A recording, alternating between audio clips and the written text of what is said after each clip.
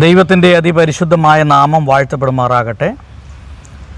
കർത്താവിൽ പ്രിയ സഹോദരി സഹോദരന്മാരെ, എല്ലാവർക്കും വേഗം വരുന്ന കർത്താവായ യേശുക്രിസ്തുവിൻ്റെ നാമത്തിലുള്ള സ്നേഹവന്ദനം. ഞാൻ ഇന്ന് തിരുവനന്തപുരം ജില്ലയിൽ പേരൂർക്കടയ്ക്ക് അടുത്ത് ഒരു സ്ഥലത്താണ്. ഇവിടെ ലൂതറൻ ചർച്ചിൻ്റെ ഒരു കോമ്പൗണ്ടുണ്ട്. ഇവിടെ ചർച്ചുണ്ട്, അതോടൊപ്പം സ്കൂളുകൾ ഉണ്ട്. ഇവിടെ കടന്നു വന്നതാണ്.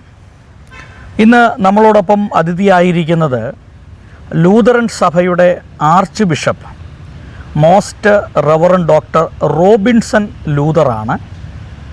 ഈ ബഹുമാനപ്പെട്ട ബിഷപ്പിൻ്റെ ജീവിത അനുഭവ സാക്ഷ്യവും അതോടൊപ്പം തന്നെ ലൂതറൻ സഭകളെക്കുറിച്ചും അവർ ഇന്ത്യയിൽ ചെയ്യുന്ന പ്രവർത്തനങ്ങളെക്കുറിച്ചും നമുക്ക് കേൾക്കുവാനായിട്ടിടയായിത്തീരും. തിരുമേനി ഗോസ്പൽ TV UP എന്ന ഈ ചാനലിലേക്ക് ഹാർദവമായിട്ട് സ്വാഗതം ചെയ്യുകയാണ്. തിരുമേനിയുടെ വിലപ്പെട്ട സമയം ഈ ചാനലിന് വേണ്ടി ചെലവഴിക്കുന്നതിനുള്ള നന്ദി അറിയിക്കുന്നു. സ്വയമായിട്ടൊന്ന് പരിചയപ്പെടുത്താമോ? തിരുമേനിയുടെ പേര്, ഏത് ചർച്ചുമായി ബന്ധപ്പെട്ട് നിൽക്കുന്നു, ഇപ്പോഴെവിടെ താമസിക്കുന്നു, ഇതിനെക്കുറിച്ചൊന്ന് പറയാമോ? Praise the lord. എൻ്റെ പേര് റോബിൻസൺ ഡേവിഡ് ലൂഥർ എന്നാണ്. ലൂതറൻ ചർച്ച് ഓഫ് ഇന്ത്യയുടെ മേജർ ആർച്ച് ബിഷപ്പായി ഇപ്പോൾ പ്രവർത്തിക്കുകയാണ്.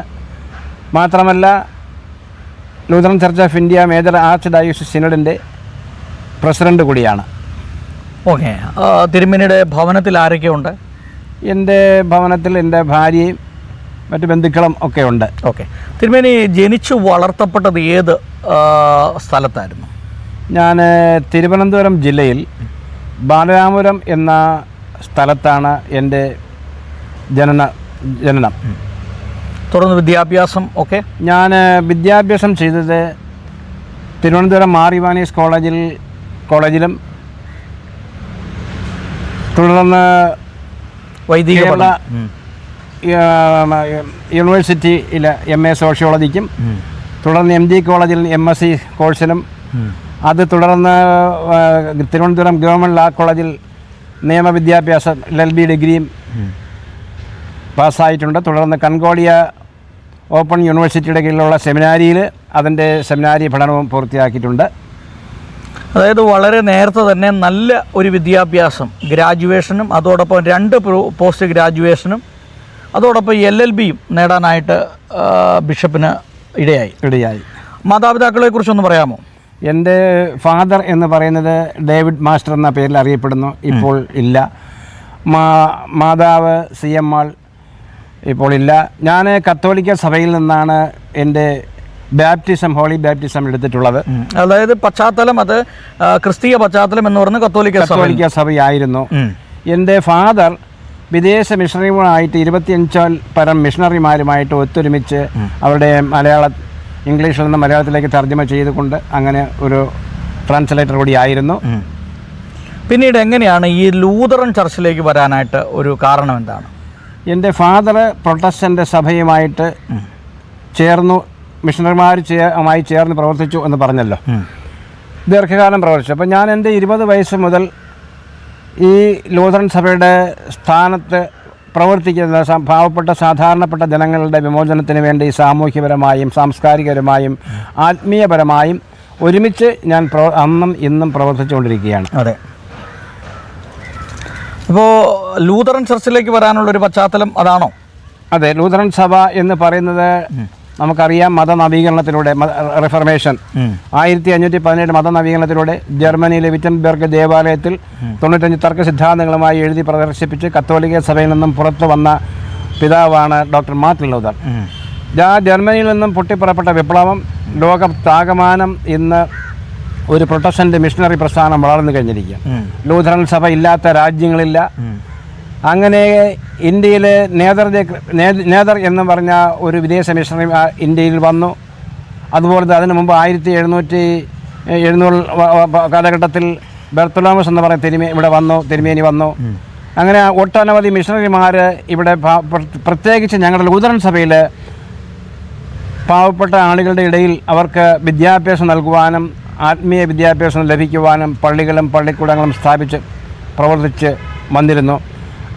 അക്കാരണത്താൽ ഞങ്ങൾക്ക് കൂടുതൽ ലൂതറൻ സഭയായിട്ട് അടുക്കുവാനും പ്രവർത്തിക്കുവാനുള്ളൊരു അവസരം ഞങ്ങൾക്ക് ലഭിച്ചു. ഈ ലൂതറൻ സഭയെക്കുറിച്ചൊന്ന് പറയാമോ? ഇതിൻ്റെ ഉപദേശങ്ങൾ, ആരാധന രീതികൾ, ആചാര അനുഷ്ഠാനങ്ങൾ, അതോടൊപ്പം ഇതിലെ സുവിശേഷീകരണം, വൈദികർ, ബിഷപ്പ്, ആർച്ച് ബിഷപ്പ്. അപ്പം ഈ ലൂതറൻ ചർച്ചുകളെക്കുറിച്ച് കൂടുതലായിട്ട് ആളുകൾക്ക് അത്ര അറിവ് കുറവാണ്. അപ്പോൾ എന്താണ് ഈ ലൂതറൻ ചർച്ച, അതിൻ്റെ ഉപദേശങ്ങളും ആചാരാനുഷ്ഠാനങ്ങളും സുവിശേഷീകരണത്തെക്കുറിച്ചൊന്ന് പറയാമോ? ലൂതറൻ സഭയുടെ പ്രത്യയശാസ്ത്രം എന്ന് പറയുന്നത് ഡോക്ടർ മാർട്ടിൻ ലൂതർ എഴുതിയ ബുക്ക് ഓഫ് കൺകോർഡ് എന്ന് പറയുന്ന തിയോളജിക്കൽ ഗ്രന്ഥമാണ്. അത് സ്മാൾ കാൾഡ് ആർട്ടിക്കിൾസ്, അത് 10 കമാൻഡ്മെൻറ്റ്സ്, ഇങ്ങനെ തുടങ്ങിയിട്ടുള്ള എല്ലാ കാര്യങ്ങളും ആ തിയോളജിയിൽ ഉൾപ്പെട്ട് വരുന്നുണ്ട്. അതായത് ഹോളി ബാപ്റ്റിസം, ഹോളി കമ്മ്യൂണിയൻ, ഉപദേശനില എന്ന് പറയുന്നാൽ ആ 10 കമാൻഡ്മെൻറ്റ്സിനും അടിസ്ഥാനമാക്കിയിട്ടുള്ളതാണ്. പിന്നെ 3 നമ്മുടെ വിശ്വാസ പ്രമാണങ്ങൾ ഉണ്ട്. അപ്പോസ്തല വിശ്വാസ പ്രമാണം തുടങ്ങിയിട്ടുള്ള, നിഖ്യാവിശ്വാസ പ്രമാണം തുടങ്ങിയിട്ടുള്ള വിശ്വാസ പ്രമാണങ്ങൾ ഉൾക്കൊള്ളുന്നു. ഏറ്റവും പരമപ്രധാനം എന്ന് പറഞ്ഞ ഡോക്ടർ മാർട്ടിൻ ലൂതർ പഠിപ്പിച്ചത് കുടുംബയോഗങ്ങളിൽ കറ്റേകിസം അന്നും എന്നും പഠിപ്പിച്ചുകൊണ്ടിരിക്കുകയാണ്. That is the only difference between this Lutheran church and other churches. ആ കറ്റേകിസം എന്ന് പഠിപ്പിക്കുന്നു. അപ്പോൾ സുവിശേഷം ജനങ്ങളിലേക്ക് എത്തിക്കുക എന്നുള്ളതാണ് ഏറ്റവും പരമപ്രധാനമായ ലക്ഷ്യം. പിന്നെ ഞങ്ങളുടെ ആരാധനാക്രമങ്ങളിൽ കത്തോലിക്ക സഭയിൽ ചെയ്തു വരുന്ന പോലെ പാട്ടിൻ്റെ രൂപത്തിലുള്ള ആരാധനാക്രമങ്ങളാണ് നടന്നു വരുന്നത്. അതുപോലെ തന്നെ ഞങ്ങളുടെ എല്ലാം ആ സുവിശേഷം ഈ കത്തോലിക്ക സഭയിൽ നിന്നാണല്ലോ ഈ റീഫോർമേഷൻ ഉണ്ടായി മാർട്ടിൻ ലൂതർ ഈ നവീകരണ പ്രസ്ഥാനം ആരംഭിച്ചത്. അതെ. അപ്പോൾ ഈ കത്തോലിക്ക സഭയിൽ നിന്ന് എന്ത് നവീകരണമാണ്, അല്ലെങ്കിൽ എന്ത് വ്യത്യാസമാണ് ഈ ലൂതറൻ ചർച്ചുകൾക്കുള്ളത്?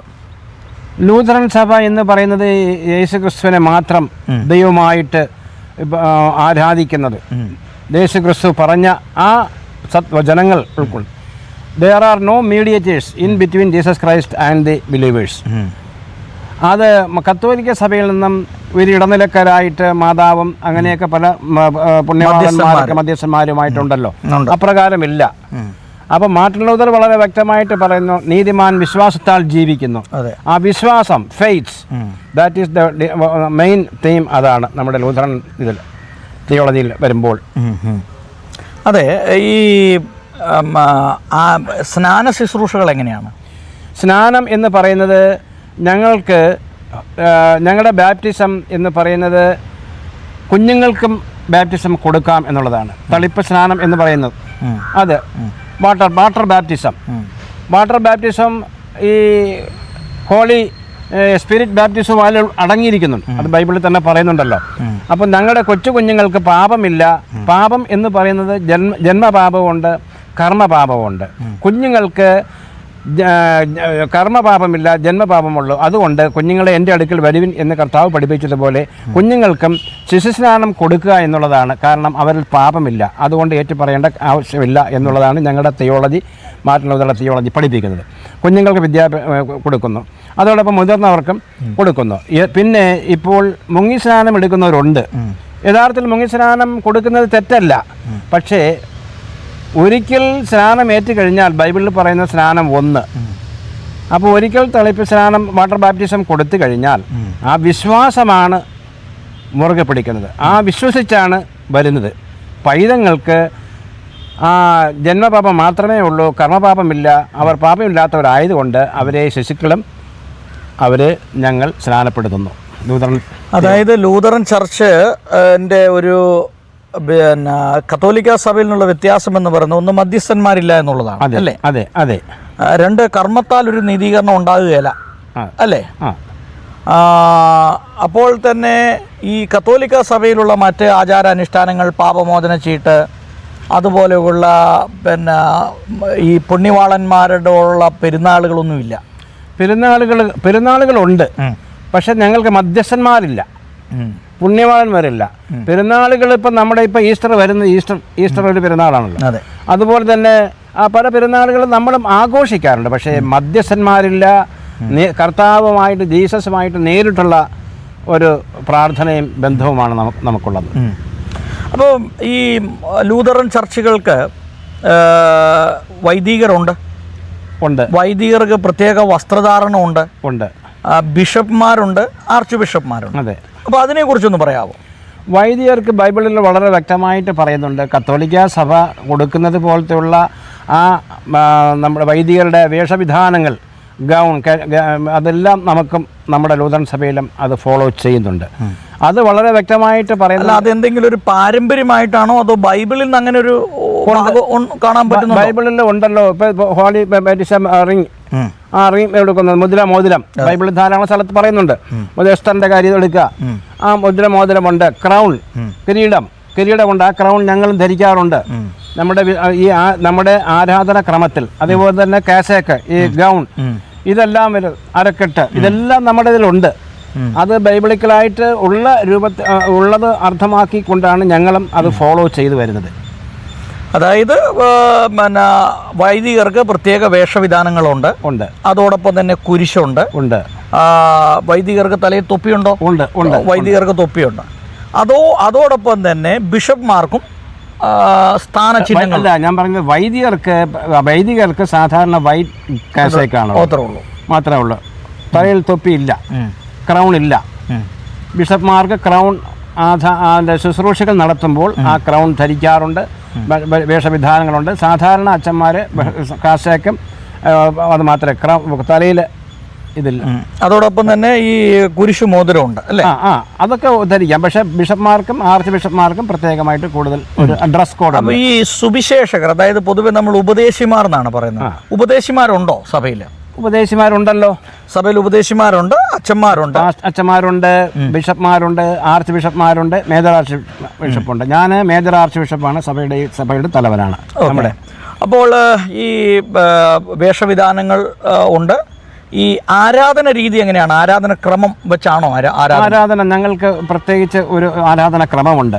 ഞങ്ങളുടെ ആരാധന ക്രമത്തിൽ പാട്ടുകൾ, വിശ്വാസ പ്രമാണം, കർത്താവിൻ്റെ പ്രാർത്ഥന, അതുപോലെ തന്നെ മറ്റു വിശ്വാസ പ്രമാണങ്ങൾ, ബൈബിൾ റീഡിങ്ങിനെ സംബന്ധിച്ച പഴയ നിയമഭാഗം, ഓൾഡ് ടെസ്റ്റമെന്റ്, ന്യൂ ടെസ്റ്റമെന്റ്, ലേഖന പാഠം, എപ്പിസൽ, ദെൻ സുവിശേഷ പാഠം, ഗോസ്പൽ, ഇത് എടുത്തുകൊണ്ട് മാർട്ടിൻ ലൂഥർ പറയുന്നത് ഞങ്ങളൊരു മാക്സിമം 20 or 30 മിനിറ്റ്സ് കൊണ്ട് ഒരു സംക്ഷിപ്തമായിട്ട് ഈ സങ്കീർത്തനം, ലേഖനപാഠം, സുവിശേഷ പാഠം, പഴയ ഭാഗം എന്നിവ ക്രോഡീകരിച്ചുകൊണ്ട് ഒരു 20-30 മിനിറ്റ് പ്രസംഗം നമ്മൾ ജനങ്ങൾക്ക് ബോധവൽക്കരിക്കാറുണ്ട്. അത് മാർട്ടിൻ ലൂഥർ പഠിപ്പിച്ച ഒരു ബോധവൽക്കരണ സെർമൺ. അത് ഞങ്ങൾ ഫോളോ ചെയ്യുന്നുണ്ട്. പിന്നെ ഞങ്ങളുടെ ആരാധന ക്രമം പാട്ടിൻ്റെ രൂപത്തിലാണ്. കത്തോലിക്ക സഭയിലും പാട്ടിൻ്റെ രൂപത്തിലുള്ളതാണ്. അപ്പോൾ കർത്താവ് പഠിപ്പിച്ച നമ്മുടെ ഒരു വൈദികരെന്ന് പറയുന്നത് സ്റ്റാഫ് ആൻഡ് റോഡ്, വടിയും കോലും. ആ സ്റ്റാഫ് ആൻഡ് റോഡ്, മോശ എന്ന് പറഞ്ഞ പിതാവ്, അബ്രഹാം പിതാവ് തുടങ്ങി നമ്മളും അത് അനുവർത്തിച്ച് വരുന്നുണ്ട്. അതുകൊണ്ട് അവർക്ക് നല്ല ബോധവൽക്കരണം കൊടുത്തുകൊണ്ട് ഡ്രസ് കോഡോടുകൂടി ആണ് നമ്മുടെ ശുശ്രൂഷകൾ നടത്തുന്നത്. അപ്പോൾ ഈ ലൂഥറൻ ചർച്ചിനെ കുറിച്ച് പറയുമ്പോൾ വൈദികർക്ക് പ്രത്യേക ഡ്രസ് കോഡുണ്ട്, ബിഷപ്പുണ്ട്, ആർച്ച് ബിഷപ്പുണ്ട്, മേജർ ആർച്ച് ബിഷപ്പുണ്ട്. അവർക്കെല്ലാം അതിൻ്റെ സ്ഥാന ചിഹ്നങ്ങളുണ്ട്. ബിഷപ്പ്മാർക്ക് തലയിൽ ക്രൗൺ ഉണ്ട്, അതാണ് തൊപ്പിയായിട്ട് നമ്മൾ കാണുന്നത്. അത് ഒരു കിരീടമായിട്ടാണ് വെച്ചിരിക്കുന്നത്. ആരാധന എന്ന് പറഞ്ഞാൽ പാട്ട് രീതിയിലാണ് ആരാധന ക്രമങ്ങളുണ്ട്. പിന്നീട് സ്നാനത്തെക്കുറിച്ച് പറയുമ്പോൾ ശിശു സ്നാനമാണ്, ഒരു സ്നാനം ഒരിക്കലാണ്. പിന്നീട് പുതുതായി വിശ്വാസത്തിലേക്ക് വരുന്ന ആളുകൾക്ക് അവർക്ക് സ്നാനം കൊടുക്കും, തളിക്കൽ സ്നാനം കൊടുക്കും. ഇനി മുഴുവൻ സ്നാനം ആവശ്യമുള്ള ആളുകൾ ആവശ്യപ്പെട്ടാൽ അത് ഓർക്ക് അത് നമ്മൾ ഞാൻ പറഞ്ഞല്ലോ, സ്നാനം ഒന്ന്. അപ്പോൾ ശിശുസ്നാനം എടുത്തു കഴിഞ്ഞാൽ പിന്നെ നമ്മൾക്ക് സ്നാനത്തിൻ്റെ പ്രസക്തി ഇല്ല. അവർ ബോധവൽക്കരിച്ചാണ് എടുക്കുന്നത്. അവരിത് പിന്നീട് പഠിച്ച് ഞങ്ങൾ ഈ കറ്റേകിസം, മാർട്ടിൻ ലൂഥർ പറഞ്ഞ കറ്റേകിസം കുടുംബ പ്രാർത്ഥനകളിലും എല്ലാം പഠിപ്പിച്ചുകൊണ്ടിരിക്കുകയാണ് ദൈനംദിനം. അപ്പോൾ മാനസാന്തരവും അനുതാപവും തീർച്ചയായിട്ടും ഉണ്ട്. അനുദപിച്ച് വരുന്നവർക്ക് നമുക്ക് ഈ കത്തോലിക്ക സഭ ഉള്ളത് അവർക്ക് ഈ പാപമോചന ചീട്ട് അത് വിലയ്ക്ക് വാങ്ങാൻ പാടില്ല. ബൈ ദ ഗ്രേസ്, ദൈവത്തിൻ്റെ കരുണ കൊണ്ട്, ആ കൃപ കൊണ്ടുമാണ് വരുന്നത്. അപ്പോൾ ആ കൃപയും ആ ഫെയ്ത്തുമാണ് മാർട്ടിൻ ലൂഥർ അടിവരയിട്ട് പറയുന്നത്. അപ്പോൾ ഞങ്ങൾ ദൈനംദിനം ഇത് കറ്റേകിസത്തിലൂടെ എല്ലാവരെയും ബോധവൽക്കരിച്ച് പഠിപ്പിച്ചുകൊണ്ടിരിക്കുകയാണ്. അതായത് തിരുമേനി പറയുന്നത് ശിശുസ്നാനം എന്ന് പറയുന്നത് ശിശുക്കൾക്ക് പാപമില്ല. അതുകൊണ്ട് തന്നെ കർത്താവ് അവരോട് പറഞ്ഞു, ശിശുക്കളെ എൻ്റെ അടുക്കൽ വരുവാൻ വിടുവിൻ, അവരെ തടുക്കരുത്. സ്വർഗരാജ്യം ഇങ്ങനെയുള്ളവർക്കുള്ളതാണ്. അപ്പോൾ അവരെ ശിശു ആയിരിക്കുമ്പോൾ തന്നെ അവർക്ക് കർമ്മപാപമില്ല, ജന്മപാപമുണ്ട്. അപ്പോൾ അതിൽ നിന്ന് ഒരു മുക്തി അവർക്ക് വേണം അല്ലേ, ജന്മപാപത്തിൽ നിന്ന്. അതെ അതെ. അപ്പോൾ അതിനാണ് സ്നാനമേൽക്കുന്നത്. അപ്പോൾ അത് ജന്മപാപത്തിൽ നിന്ന് മുക്തി പ്രാപിക്കുവാൻ വേണ്ടിയാണ് സ്നാനമേൽക്കുന്നത് എന്നുള്ളതാണ് ലൂതറൻ സഭയുടെ പഠിപ്പിക്കുന്നത്.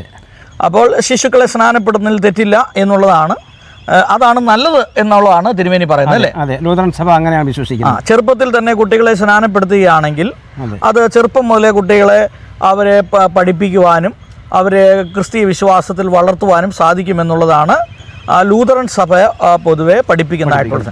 തിരുവത്താഴ ശുശ്രൂഷകൾ എങ്ങനെയാണ്?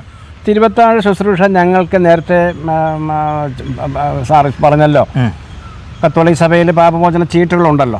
അപ്പം അത് ആ പാപമോചന ചീട്ടിന് നഖസികാന്തം എതിർത്തുകൊണ്ടാണ് ഡോക്ടർ മാർട്ടിൻ ലൂതർ മതനവീകരണത്തിലൂടെ പുറത്തേക്ക് വന്നത്, സഭയിൽ നിന്ന്, കത്തോലിക് സഭയിൽ നിന്നും പുറത്തു വന്നത്. അപ്പോൾ പാപമോചനങ്ങളെന്ന് പറയുന്ന പാപമോചനമുണ്ട്. നമ്മുടെ വിശ്വാസ തെറ്റുകുറ്റങ്ങളെ ഒരു മനുഷ്യന് ജന്മപാപവും കർമ്മപാപവും ഉണ്ട്. അപ്പോൾ ഈ പാപങ്ങൾ ഏറ്റുപറഞ്ഞുകൊണ്ട് കർത്താവിലേക്ക് ഏറ്റുപറഞ്ഞുകൊണ്ട് മാനസാന്തരപ്പെട്ട് റിപ്പൻറ്റൻസ് മാനസാന്തരപ്പെട്ടുകൊണ്ട് നമ്മൾ ദൈവത്തെങ്കിലെ ആ കർത്താവിൻ്റെ തിരുമേശയ്ക്ക് വരും. കർത്താവിൻ്റെ തിരു ശരീരവും തിരു രക്തവും നമ്മൾ ഭക്ഷിക്കുകയും പാനീയം കുടിക്കുകയും ചെയ്യുന്നു. അതിൽ നിന്ന് ഒരു മോചനം നമുക്കുണ്ട്. അത് മാനസാന്തരപ്പെടുക എന്നുള്ളത് ദാറ്റ് ഈസ് ഇമ്പോർട്ടൻസ്. ഓക്കെ. ഈ സുവിശേഷീകരണം എങ്ങനെയാണ്? സുവിശേഷം ഈ നേരത്തെ സുവിശേഷീകരണം എന്ന് പറയുന്നല്ലോ, നമ്മുടെ സുവിശേഷം എന്ന് പറയുന്നത് തന്നെ അതിൽ പഞ്ചമഹാതത്വങ്ങൾ അടങ്ങിയിരിക്കുന്നു. ആരാധന, പരിപോഷണം, കൂട്ടായ്മ, സേവനം, കാര്യവിചാരകത്വം. ഇത് ഈ കാര്യങ്ങളെല്ലാം ഞങ്ങളുടെ ലൂതറൻ സഭ ഇന്നും ഫോളോ ചെയ്തു വരുന്നുണ്ട്. അപ്പോൾ ആ സുവിശേഷം എന്ന് പറയുന്നത് ഏറ്റവും പ്രസക്തി എന്ന് പറയുന്നത് ഇപ്പോൾ നമ്മുടെ ഈ നോമ്പ് കാലമാണ്. ഇപ്പോൾ ഞങ്ങളെ സംബന്ധിച്ച് നോമ്പ് കാലം സംബന്ധിച്ച് നോമ്പ് അതെ നോമ്പ്. ആ നോമ്പ് എന്ന് പറയുന്നത് തന്നെ നമുക്ക് ഇവിടെ പ്രാർത്ഥനയും ഉപവാസവും ദാനധർമ്മങ്ങളുമാണ്. പക്ഷേ അത് സ്പിരിച്വൽ ഇൻറ്റേണലായിട്ട് ഒരു സ്പിരിച്വൽ ഇത് ഉണ്ടാവണം. അപ്പോൾ ആ നോമ്പ് കാലത്ത് നമ്മുടെ ഈ ശുശ്രൂഷ എല്ലാം ചെയ്യും. അപ്പോൾ ഇവിടെ യഹോവ ഭക്തി എന്ന് പറയുന്നത് ദരിദ്ര സേവ തന്നെയാണ്. മറ്റുള്ളവരെ സേവിക്കുക, കർത്താവ് പഠിപ്പിച്ച സ്നേഹം മറ്റുള്ളവരേക്ക് പങ്കിടുക. ഇവിടെ എല്ലാ സഭകളും ചെയ്യുന്നത് കർത്താവിൻ്റെ പറഞ്ഞ 10 കൽപ്പനകളെ ലംഘിക്കപ്പെട്ടുകൊണ്ടിരിക്കുകയാണ്. 10 കർത്താവായ യേശുവിനോട് ചോദിച്ചു, ഗുരു 10 കൽപ്പനകൾ ഏറ്റവും വലിയ കൽപ്പന എന്ന് ചോദിച്ചാൽ 2 കൽപ്പന. ഒന്ന് ദൈവത്തെ ആരാധിക്കുകയും മഹത്വപ്പെടുത്തുകയും ചെയ്യുന്ന കൽപ്പന 1. 2 അന്യോന്യം സ്നേഹിക്കുക. അന്യോന്യം സ്നേഹിക്കുക, അയൽക്കാരെ സ്നേഹിക്കുക. ആ സ്നേഹം ഇന്ന് എല്ലാ ക്രൈസ്തവ സഭകൾ, വിവിധ ക്രൈസ്തവ ഡിനോമിനേഷൻ സഭകൾ ചെയ്യുന്നത് അവരവരുടെ ഈ കർത്താവ് പഠിപ്പിച്ച സ്നേഹം അവരവരുടെ കുടുംബത്തിനകത്തും അവരവരുടെ പ്രത്യേക സഭയ്ക്കകത്തും മാത്രം ഒതുക്കി നിർത്തുന്നു. ഞങ്ങൾ വിശ്വസിച്ച് സംബന്ധിച്ചിടത്തോളം അതല്ല, എല്ലാവരുമായിട്ടും മിങ്കിൾ ചെയ്ത് അവിടുത്തെ ജാതിമത ഭേദമന്യേ ആ സ്നേഹം കർത്താവ് പഠിപ്പിച്ചത് എല്ലാവർക്കും കൊടുക്കുക എന്നുള്ളതാണ്. ആ ആഹ്വാനം ഞാൻ ലൂതറൻ സഭയിൽ നൽകി വരികയാണ് ഞങ്ങൾ. അതുകൊണ്ട് എല്ലാവരുമായിട്ടും ഐക്യവും സ്നേഹവും നമ്മൾ പുലർത്തി വരുന്നുണ്ട്. ഇപ്പോൾ തിരുമേനി ഇപ്പോൾ മേജർ ആർച്ച് ബിഷപ്പായിട്ടാണ് സേവനമനുഷ്ഠിക്കുന്നത് അല്ലേ? അതെ.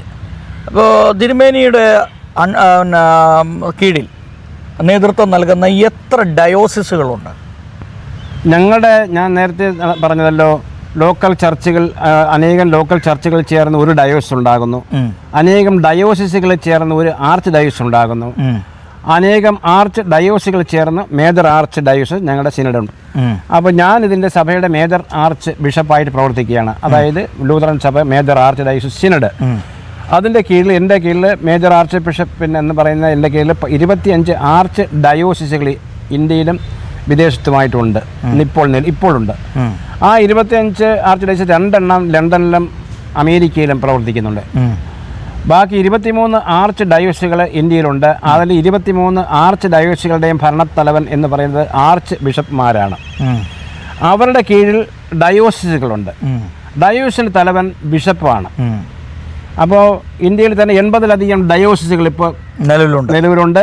25 ആർച്ച് ഡയോസിസും ഉണ്ട്. ഇപ്പോൾ ഞാൻ 25 കഴിഞ്ഞ മാസം ആസാമിൽ പോയി. അവിടെ ആസാം ഗോസേഗോൺ എന്ന സ്ഥലത്ത് അവിടുത്തെ ആർച്ച് ബിഷപ്പിനെ വാഴിച്ചിട്ടാണ് ഞാൻ വന്നത്. ഞങ്ങൾക്ക് ദൈവക്കുറവ് കൊണ്ട് ഈ സഭ ഇന്ത്യയിൽ മാത്രമല്ല എല്ലായിടത്തും വളരെ വ്യാപിച്ചുകൊണ്ടിരിക്കുകയാണ്. ഗോവയിൽ തന്നെ 2 ആർച്ച് ഡയസികൾക്ക് രൂപം കൊടുക്കുവാൻ പോകുന്നു. 30ഓളം ബിഷപ്പ്മാർ വീണ്ടും ആന്ധ്രയിൽ ഞങ്ങൾ വാഴിക്കുവാൻ പോവുകയാണ് ഞാൻ ദൈവനാമത്തിൽ. അങ്ങനെ കർത്താവ് പഠിപ്പിച്ച ആ ഗോസ്പൽ, ആ സുവിശേഷത്തിൽ പഞ്ചമഹാതത്വം, ആരാധന, പരിപോഷണം, കൂട്ടായ്മ, സേവനം, കാര്യവിചാരകത്വം. ഇവിടെ ഈ സേവനം എന്ന് പറയുമ്പോൾ പല സഭകളും സേവനത്തെ മാറ്റി നിർത്തിക്കൊണ്ട് അവർ വെറും ആരാധിക്കുന്ന മാത്രം വരുന്നു. അത് ശരിയല്ല. കർത്താവ് പഠിപ്പിച്ചത് ആ സേവനം സാധുക്കളെ അവരെ കരുതുകയും കരുണ കാണിക്കുകയും അവരുടെ എല്ലാവിധമായ പ്രശ്നങ്ങളിലും ഇടപെടുകയും ചെയ്യുമ്പോഴാണ് യഥാർത്ഥ ദൈവഭക്തി ഉളവാകുന്നതെന്നാണ് ഞാൻ മനസ്സിലാക്കുന്നത്. അപ്പോൾ അതായത് ഏതാണ്ട് 80-ലധികം ഡയോസിസുകൾ ഇവിടെ ഉണ്ട്. അതിൽ ബിഷപ്പ്മാരുണ്ട്. ഇന്ത്യയിൽ എത്ര ചർച്ചസുകളുണ്ടാവും ലൂതറൻ ചർച്ചിന്? എൻ്റെ സഭയിലാണോ സാറിൻ്റെ? എൻ്റെ സഭയിൽ ഇപ്പം നിലവിൽ 1250 പരം പള്ളികൾ ഇപ്പോൾ ഉണ്ട്, ലോക്കൽ ചർച്ചുകളുണ്ട്. അല്ല, അത് പണിത പള്ളികളാണോ? പണിത പള്ളികളാണ്. ഏതാണ്ട് 1200-ലധികം ചർച്ചുകളുണ്ട്. ഉണ്ട്. അതിലൊക്കെ വൈദികരും വിശ്വാസികളും ഉണ്ട്. ഇതിപ്പോൾ ഈ ബിഷപ്പ് ഹൗസ് 1895 കാലഘട്ടത്തിൽ ലണ്ടൻ ആർക്കിടെക്ട്സ് നിർമ്മിച്ച ബിൽഡിംഗ് ആണിത്. ഇപ്പോൾ ഞങ്ങൾ അറ്റകുറ്റപ്പണി നടന്നുകൊണ്ടിരിക്കുകയാണ്, ആരംഭിച്ചു കഴിഞ്ഞിരിക്കുകയാണ്. 1895 കാലഘട്ടത്തിൽ. അപ്പോൾ അന്ന് ഇവിടെ നിന്ന് 40-ൽ പരം മിഷണറിമാർ ഇവിടെ താമസിച്ചിരുന്നു. ഇപ്പോഴും ഇവിടെ അമേരിക്കയിലും ജർമ്മനിയിലും ഒക്കെ ഇവിടെ നിന്ന് ആളുകൾ, വിദേശ മിഷണർമാർ ഇവിടെ താമസിച്ച അവരുടെ മക്കളും ചെറുമക്കളും ഇവിടെ കാണാൻ വരുന്നുണ്ട്. അതുപോലെ തന്നെ വിവിധ സഭകളിൽ മലപ്പുറം, ആലപ്പുഴ, വയനാട്, ആര്യനാട്, ബാലരാമപുരം, ചേർത്തല, ഇങ്ങനെ വിവിധ സഭകളിൽ ഇവിടെ ഈ കേരളത്തിൽ, അതുപോലെ തന്നെ ഇന്ത്യയിലെ എല്ലാ ഭാഗത്തും ഈ മിഷണറിമാരുണ്ട്. അവർ പാവപ്പെട്ട ആളുകൾക്ക് അതുപോലെ അവർക്ക് വിദ്യാഭ്യാസം നൽകുവാൻ വേണ്ടി പള്ളിയോട് ചേർന്ന് പള്ളിക്കൂടങ്ങളുണ്ടാക്കി. എൻ്റെ കീഴിൽ 40 സ്കൂളുകളുണ്ട്. Higher secondary school, high school, UP school, LP school, pre തുടങ്ങി 40ഓളം സ്കൂളുകൾ ഇപ്പോൾ പ്രവർത്തിച്ച് വരുന്നത്. അതിൻ്റെ സ്കൂളുകളുടെ മാനേജരും ഞാൻ തന്നെയാണ് ഇപ്പോൾ പ്രവർത്തിച്ച് വരുന്നത്. ഇപ്പോൾ തിരുമേനി പറയുന്നത് 1200 പണിത ചർച്ചുകളുണ്ട്. അതിൻ്റെ പരമാധികാരിയാണ് ബിഷപ്പ്. അതോടൊപ്പം 40 സ്കൂളുകളുമുണ്ട്. അതെ, വിശ്വാസികളും. അങ്ങനെ വലിയ ഒരു പ്രസ്ഥാനത്തിൻ്റെ ഒരു തലവനായിട്ടാണ് ഇപ്പോൾ ബിഷപ്പ് പ്രവർത്തിച്ചുകൊണ്ടിരിക്കുന്നത്. അങ്ങനെ ലൂതറൻ ചർച്ചിൻ്റെ പ്രവർത്തനങ്ങൾ ഇന്ത്യയിൽ വളരെ സജീവമായിട്ട് മുമ്പോട്ട് പോകുന്നു. ആസാമിൽ ശുശ്രൂഷകന്മാരെ വാഴിച്ചു. അതുപോലെ ഗോവയിലും ആന്ധ്രയിലും പല സ്ഥലങ്ങളിലും ബിഷപ്പ്മാരെയൊക്കെ നിയമിക്കുവാനായിട്ട് ഇടയായിത്തീർന്നു. തിരുമേനി, ഈ എത്രാമത്തെ വയസ്സിലാണ് വൈദികനായത്? ഞാൻ യഥാർത്ഥം പറഞ്ഞാൽ 28 വയസ്സിൽ എൻ്റെ ശുശ്രൂഷ ഞാൻ ആരംഭിച്ചു. വൈദികനായി ആത്മീയ പ്രവർത്തനം തുടങ്ങിയത് 20 വയസ്സിന് തൊട്ട് എൻ്റെ ഓർമ്മയിൽ ഞാനത് പഠിത്തത്തോടൊപ്പം ശുശ്രൂഷ. കാരണം ഞാൻ 8ാം ക്ലാസ്സിൽ പഠിക്കുമ്പോൾ തന്നെ വിദേശ മിഷണറിമാരുമായിട്ട് അവർക്ക് ഒരുമിച്ച് പ്രവർത്തിക്കാനുള്ള അവസരം എൻ്റെ പിതാവിലൂടെ എനിക്ക് ലഭിച്ചു. അതെ. അപ്പോൾ ആ നിലയ്ക്ക് അന്നും എൻ്റെ പിതാവ് പല പള്ളികളിലും ആരാധന നടത്തുവാൻ പോകുമായിരുന്നു.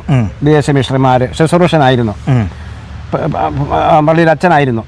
അപ്പോൾ ആ അവസരം അങ്ങനെ അതിൽ നിന്ന് കണ്ടു പഠിക്കുകയും കേട്ടുപഠിക്കുകയൊക്കെ ചെയ്തുകൊണ്ട് അതിൽ കൂടെ ചെറുപ്പക്കാർ 28 വയസ്സ് മുതൽ ഞാനും ഒരു പള്ളിയിൽ ശുശ്രൂഷിക്കുവാനൊക്കെ പോകുമായിരുന്നു. അതെ. പിന്നെ ഞാൻ വൈദിക പഠനം എന്ന് പറഞ്ഞതിൽ ഞങ്ങളുടെ ഒരു കാര്യത്തിൽ ആത്മീയ രംഗത്ത് പറയുമ്പോൾ സുവിശേഷമായിട്ട് ബന്ധപ്പെടുത്തി വരുമ്പോൾ ഇന്ത്യയിൽ ഞങ്ങൾക്കിപ്പോൾ 6 സെമിനാരികൾ പ്രവർത്തിക്കുകയാണ് എൻ്റെ കീഴിൽ. നമ്മുടെ ഇതിൽ ഇവിടുത്തെ കൺകോഡിയ സെമിനാരി എന്ന പേരിലാണ് അറിയപ്പെടുന്നത്. കൺകോഡിയ സെമിനാരി തിരുവനന്തപുരം, കൺകോഡിയ സെമിനാരി ഹൈദരാബാദ്, കൺകോഡിയ സെമിനാരി വിജയവാഡ, കൺകോഡിയ സെമിനാരി വെസ്റ്റ് ബംഗാൾ, കൺകോഡിയ സെമിനാരി ആസാം തുടങ്ങിയുള്ള അങ്ങനെ 6 സെമിനാരികൾ ഇന്ന് പ്രവർത്തിച്ചു വരികയാണ്. അതായത് വൈദിക പഠനം നൽകി അവരെ ബോധവൽക്കരിക്കുക എന്നുള്ളതാണ്. തിരുമേനിയുടെ ഈ സുവിശേഷ പ്രവർത്തനങ്ങളിലെ ആദ്യകാല പ്രവർത്തനങ്ങളെക്കുറിച്ചൊന്ന് വിവരിക്കാം. ഞാൻ നേരത്തെ പറഞ്ഞതുപോലെ 20 വയസ്സ് മുതൽ പഠിത്തവും ഈ കോളേജ് വിദ്യാഭ്യാസവും അതുപോലെ തന്നെ കൺകോഡിയ നമ്മുടെ വൈദിക പഠന വിദ്യാഭ്യാസത്തോടൊപ്പം തന്നെ സഭയുടെ പ്രവർത്തനങ്ങൾ പൂർണ്ണമായിട്ടും മുഴുകിയിരുന്നു. അത് എൻ്റെ ഫാദറും ഒരു പ്രീസ്റ്റ് ആയിരുന്നു, ഞാൻ നേരത്തെ സൂചിപ്പിച്ചു. 25-ൽ പരം വിദേശ മിഷണറിമാരുമായിട്ട് പ്രവർത്തിച്ചു. അങ്ങനെ വിവിധ സഭകളിൽ വിവിധ ഇന്ത്യ ഒട്ടാകെ തന്നെ എനിക്ക് പ്രവർത്തിക്കാനുള്ള അവസരം കിട്ടി. ഇന്നും ഞാൻ പ്രവർത്തി വരികയാണ്. ഈ കഴിഞ്ഞ മാസം 2 ആഴ്ച ഞാൻ ആസാമിലായിരുന്നു. ഇനി ആന്ധ്രയിൽ പോകുന്നു. സെക്കൻഡറാബാദിൽ ഞങ്ങളിപ്പോൾ 4 മാസത്തേക്ക് മുമ്പ് 30-ലധികം ബിഷപ്പ്മാരെയും അതുപോലെ 8 ആർച്ച് ബിഷപ്പ്മാരെയും വാഴിച്ചു. അപ്പോൾ ഞങ്ങൾ പോകും. ഇതിൻ്റെ പ്രവർത്തനം എന്ന് പറയുന്നത് ആത്മീയ വിദ്യാഭ്യാസത്തോടൊപ്പം അവരുടെ സാമൂഹ്യ വിദ്യാഭ്യാസത്തിലും കൂടി ഞങ്ങൾ ഊന്നൽ നൽകുകയാണ്. വിദ്യാഭ്യാസം എന്ന് പറയുമ്പോൾ അത് തന്നെ our education must be for our development. Our education must be for our liberation. അപ്പോൾ വിമോചനവും വിദ്യാഭ്യാസവും എന്ന് ലക്ഷ്യമാക്കിക്കൊണ്ട് ആത്മീയ വിദ്യാഭ്യാസത്തിനോടൊപ്പം വിദേശ മിഷണറിമാരും ഈ സ്കൂളുകൾ സ്ഥാപിച്ചു. അങ്ങനെ വിവിധ സഭകളിൽ ഇന്നും പ്രായം ഭേദമന്യേ ഞാൻ എല്ലാ സഭകളിലും സന്ദർശിച്ചു കൊണ്ടിരിക്കുകയാണ്. ദൈവം തന്ന ആരോഗ്യം അത് 20 വയസ്സ് മുതൽ ഞാൻ തുടങ്ങി ഇന്നും നടത്തിക്കൊണ്ടിരിക്കുകയാണ്. തിരുമേനി, ജീവിതത്തിൽ നേരിട്ടുള്ള വെല്ലുവിളികളെക്കുറിച്ചൊക്കെ ഒന്ന് പറയാമോ? ഈ ഇത്രയും വലിയൊരു പ്രസ്ഥാനം നയിച്ച് മുമ്പോട്ട് പോകണമെങ്കിൽ പല വെല്ലുവിളികൾ നേരിടുന്നതായിട്ടുള്ള സാഹചര്യങ്ങളുണ്ട്. പൊതുവെ സഭയുടെ സ്വത്തും മുതലൊക്കെ പല ആളുകളും കൈവശമാക്കുന്ന സാഹചര്യങ്ങളുണ്ട്. ഇങ്ങനെയൊക്കെയുള്ള സാഹചര്യങ്ങളിൽ തിരുമേനി എങ്ങനെയാണ് ഈ പോരാട്ടം, ജീവിത പോരാട്ടം നയിച്ചത്? അതിനെക്കുറിച്ചൊന്ന് പറയാമോ? ഞാൻ നേരത്തെ സൂചിപ്പിച്ചതുപോലെ ലൂതറൻ ചർച്ച് ഓഫ് ഇന്ത്യ എന്ന് പറയുന്നത് ഇന്ത്യ ഇവാഞ്ചലിക്കൽ ലൂതറൻ സഭയുടെ 4ാമത്തെ സിനഡാണ്. കർണാടകം, ആന്ധ്രാപ്രദേശിന് ഒരു സിനഡ്, കാമ്പൂർ സിനഡ് എന്ന് പറയും. തമിഴ്നാടിന് നാഗർകോയിൽ സിനഡ് എന്ന് പറയും. മഹാരാഷ്ട്രയ്ക്കും കേരളത്തിനും തമിഴ്നാടിൻ്റെ കുറേ പോർഷനും ചേർന്ന് തിരുവനന്തപുരം സിനഡായിരുന്നു. ഈ തിരുവനന്തപുരം സിനഡ് 1988-ൽ 2ആയി വിഭജിച്ച് 4ാമത്തെ സിനഡായ ഞങ്ങളുടെ ലൂതറൻ ചർച്ച് കേരള സിനഡ് എന്ന് പറയുന്നത് ഇന്ന് ലൂതറൻ ചർച്ച് ഓഫ് ഇന്ത്യ എന്ന പേരിൽ അറിയപ്പെടുന്നതാണ്, പ്രവർത്തിച്ചു വരികയാണ്. ഈ പ്രവർത്തനത്തിൽ വിവിധ കോടതികളിൽ ഈ 4ാമത്തെ സിനഡ് എൻ്റെ ഈ Lutheran church of India major archbishop വിലയും അംഗീകാരമില്ല എന്ന് പറഞ്ഞ് നമ്മുടെ ഏതാനും ചില വ്യക്തികളും സഭക്കാരും കോടതികളിൽ വ്യവഹാരങ്ങൾ ഫയൽ ചെയ്തു. ഹൈക്കോടതിയിലും മദ്രാസ് ഹൈക്കോടതിയിലും കേരള ഹൈക്കോടതിയിലും എല്ലാ കോടതികളും. ഞാൻ നേരത്തെ സൂചിപ്പിച്ചതുപോലെ ഞാൻ ആർച്ച് ബിഷപ്പിനോടൊപ്പം തന്നെ കേരള ഹൈക്കോടതിയുടെ ഒരു അഭിഭാഷകൻ കൂടിയാണ്. അപ്പോൾ ഈ കേസുകളെല്ലാം ഞാൻ തന്നെ സ്വയം വാദിച്ചതാണ്, മദ്രാസ് ഹൈക്കോടതിയിലും കേരള ഹൈക്കോടതിയിലും. അങ്ങനെ 30-ൽ പരം കോടതി കേസുകൾ ഞങ്ങൾക്ക് എതിരായിട്ട് പ്രവർത്തിച്ചു. പക്ഷേ എല്ലാ കോടതികളും കേരള സിനഡ്, ഞങ്ങളുടെ ഈ Lutheran church major arch diocese synod എന്ന് പറയുന്ന കേരള സിനഡ് അംഗീകരിക്കപ്പെട്ട സിനഡാണ്, വിഭജിച്ചു കൊടുത്തതാണ്, അതിന് അംഗീകാരമുണ്ട് എന്ന് എല്ലാ കോടതികളും ഹൈക്കോടതിയും പറഞ്ഞു. ഇപ്പോൾ ഞങ്ങളുടെ ഈ കേരള സിനഡ് എന്ന് പറയുന്ന Lutheran church of India major archbishop സിനഡിൻ്റെ അധികാര പരിധിയിൽ വരുന്ന വസ്തുക്കളിലോ സ്കൂളുകളിലോ സ്ഥാപനങ്ങളിലോ മറ്റു സിനഡുകാർ അതിക്രമിച്ച് കടക്കുകയോ ചെയ്താൽ അവർക്കെതിരെ ക്രിമിനൽ കേസെടുക്കുവാൻ കേരള ഹൈക്കോടതി ഡിവിഷൻ ബെഞ്ച് 2018 വിധിയിൽ സംസ്ഥാന പോലീസ് മേധാവിക്കും കീഴുദ്യോഗസ്ഥർക്കും വ്യക്തമായ നിർദ്ദേശം നൽകിയിട്ടുണ്ട്. അതിപ്പോൾ that order is still in force. ഈ പോരാട്ടത്തിൽ നേരത്തെ സൂചിപ്പിച്ചതുപോലെ പലവിധമായിട്ടുള്ള പോലീസിനെ കൊണ്ടും മർദ്ദനങ്ങൾ, സ്വഭാവത്തെ കൊണ്ടും മർദ്ദനം ഒക്കെ അഴിച്ചുവിട്ടിട്ടുണ്ട്. ഈ ബിഷപ്പ് ഹൗസിൽ ഈ അടുത്ത കാലത്ത് ഒരു മർദ്ദന സംഭവങ്ങൾ അരങ്ങേറി. അതിന്മേലെ ഹൈക്കോടതി നിർദ്ദേശപ്രകാരം പേരുക്കട പോലീസ് ക്രിമിനൽ കേസെടുത്തു. അതിൻ്റെ അധികാരികൾക്കെതിരെ കേസെടുത്ത് നടന്നു വരികയാണ്. എൻ്റെ ജീവചരിത്രം എന്ന് പറയുന്നത് കത്തോലിക്ക സഭയുടെ ബാംഗ്ലൂരിലെ Christian institute of studies of religion society എന്ന് പറയുന്ന റവറൻഡ് ഡോക്ടർ അബ്രഹാം അയ്യൂബ് കുഴിയിൽ പിതാവ് ഇപ്പോൾ മരിച്ചുപോയി. അദ്ദേഹവും കോട്ടയത്തെ ബിഷപ്പിൻ്റെ മകനായ അഡ്വക്കേറ്റ് പോൾ ചിറക്കരോടും എഴുതിയ ഒരു ലൈഫ് ഹിസ്റ്ററിയുണ്ട്. എൻ്റെ ലൈഫ് ഹിസ്റ്ററി മാത്രമല്ല, കേരളത്തിലെ ക്രൈസ്തവ സഭകളും അതിനെ തുടർന്നുള്ള പീഡനങ്ങളും ഒക്കെ പ്രതിപാദിച്ചുകൊണ്ട് അത് എൻ്റെ ജീവചരിത്രം ആദ്യമായിട്ട് എഴുതിയത് ഈ പ്രശ്നം ചെയ്തത് കോട്ടയത്തെ CSS ബുക്ക് സ്റ്റാളാണ്. തുടർന്ന് പ്രഭാത് ബുക്ക് ഹൗസിൽ എൻ്റെ ജീവചരിത്രമുണ്ട്. അനേകം ആളുകൾ PhD എഴുതിയെടുത്തതായിട്ട് ഞാൻ അറിയുന്നുണ്ട്. അനേകം വൈദികർ ഇവിടെ വന്നിട്ടുണ്ട്. ആ പുസ്തകങ്ങൾ കിട്ടുന്നില്ല. എങ്കിലും ഒരു സാമൂഹ്യ പോരാട്ടത്തിലൂടെ വിപ്ലവകരമായിട്ടുള്ള ആ പോരാട്ടം കർത്താവായ ക്രിസ്തുവിന് ഒരു കാൽവരി ക്രൂശിലേറ്റിയെങ്കിൽ ആ 1-ാം നൂറ്റാണ്ടിൽ അതേ ക്രൂശിന് നിന്ദയുടെയും പരിഹാസത്തിൻ്റെയും ഇരിപ്പിടമായി മാറി അതേ കുരിശിന് സ്നേഹത്തിൻ്റെയും ത്യാഗത്തിൻ്റെയും ഒക്കെ അടയാളമായി മാറുവാൻ കഴിഞ്ഞെങ്കിൽ എൻ്റെ ജീവിതത്തിലും ധാരാളം കുരിശുകൾ എനിക്ക് ചുമക്കേണ്ടി വന്നിട്ടുണ്ട്. ലോകമർദ്ദനം, ബാലരാപുരം പോലീസ് സ്റ്റേഷനിൽ ഉൾപ്പെടെയുള്ള ഭീകരമായ ലോകമർദ്ദനത്തിന് വിധേയമായിട്ടുള്ള ഒരാളാണ്. അത് ആ പുസ്തകത്തിൽ വളരെ പ്രതിപാദിച്ചിട്ടുണ്ട്. എങ്കിലും സാധുക്കൾക്ക് വേണ്ടി ഞങ്ങൾക്ക് ഈ ഡയോസിസ് രൂപീകരിച്ചത് തന്നെ വളരെ നിയമപരമായിട്ട് ഞാനൊരു ഹൈക്കോടതി അഭിഭാഷകൻ കൂടി ആയതുകൊണ്ട് എല്ലാ കോടതികളും എനിക്ക് ശബ്ദിക്കേണ്ടി വന്നു. കാരണം യെരുശലേം ദേവാലയത്തിൽ ജീസസ് ക്രൈസ്റ്റ് ചാട്ടവാറെടുത്തു. 7 വട്ടം ക്ഷമിക്കണമെന്ന് പറഞ്ഞ് പഠിപ്പിച്ച കർത്താവ് എന്തുകൊണ്ട് യെരുശലേം ദേവാലയത്തിൽ ചാട്ടവാറെടുത്തെന്ന് ചോദിച്ചാൽ അനീതി കണ്ട് സഹിക്കുവാൻ ജീസസ് ക്രൈസ്റ്റിന് പോലും കഴിഞ്ഞിട്ടില്ല.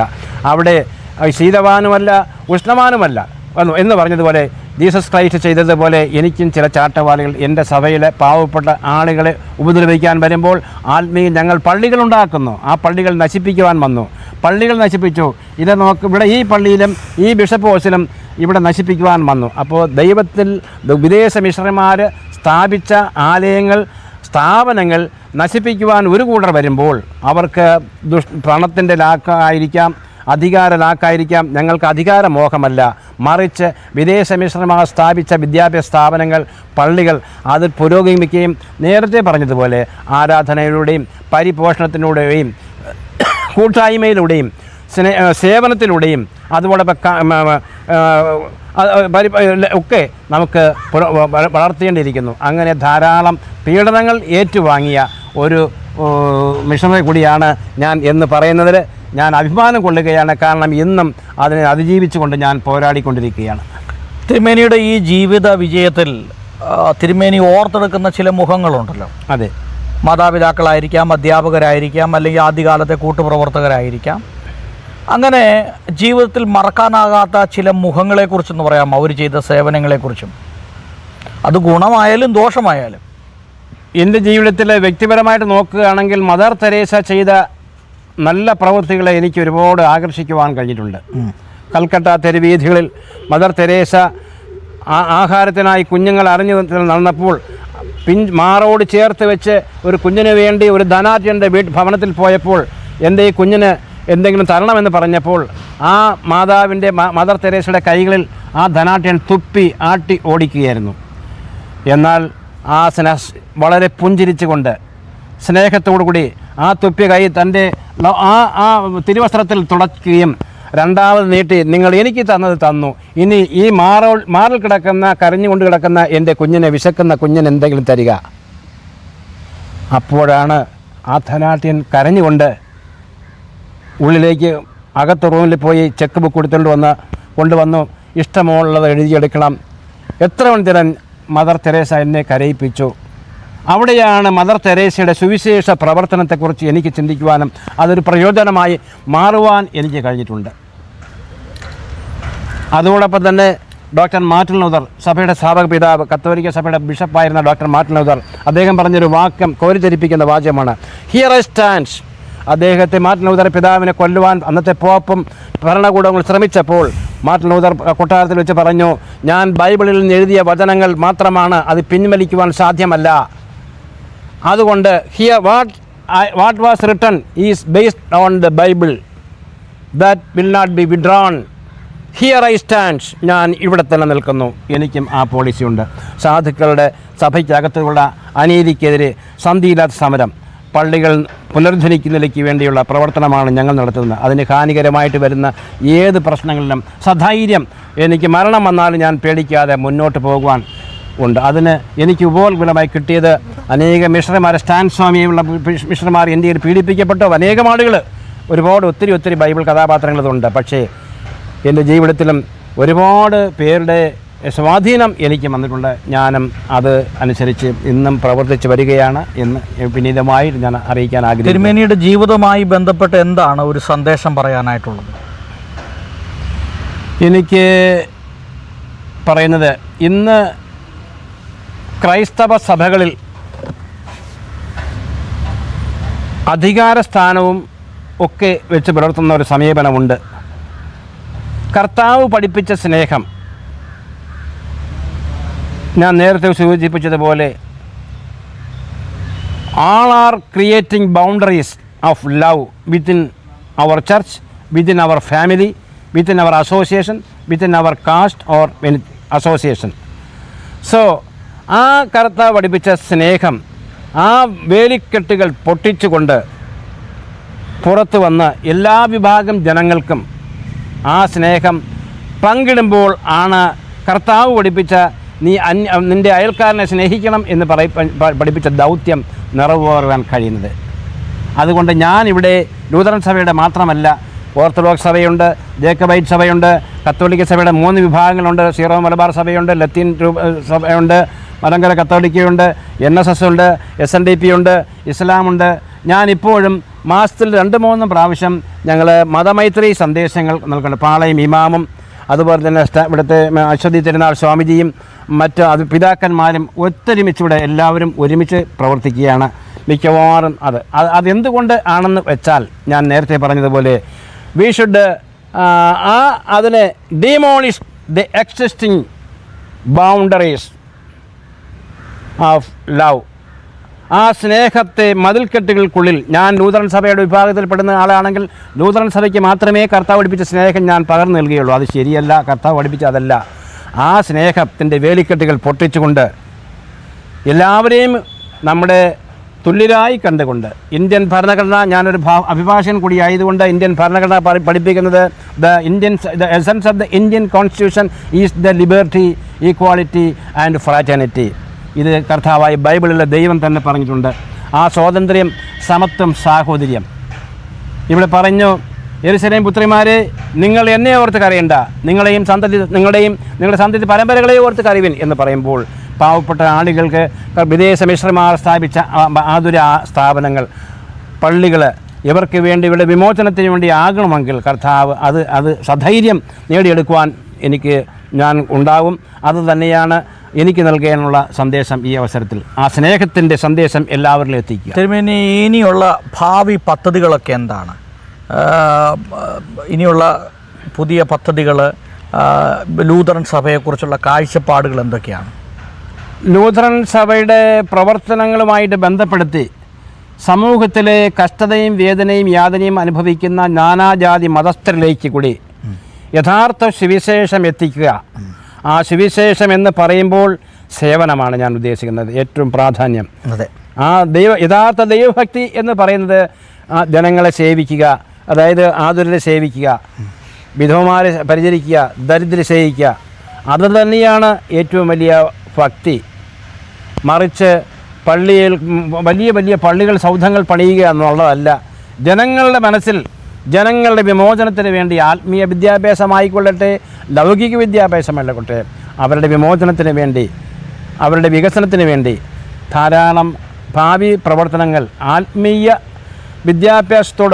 പ്രവർത്തനത്തോടൊപ്പം ലൗകികമായി നൽകണം എന്ന് ഞാൻ ആഗ്രഹിക്കുന്നു.